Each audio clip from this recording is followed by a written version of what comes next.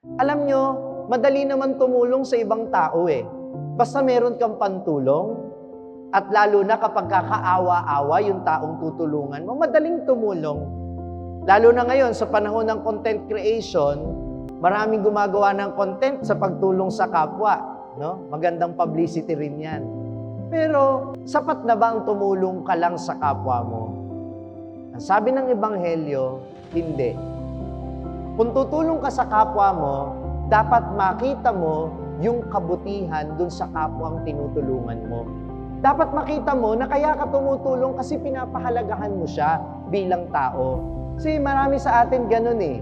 Madaling gumawa ng mabuti kasi gusto natin magmukha tayong mabuti. But we fail to appreciate the value of the person that we are helping.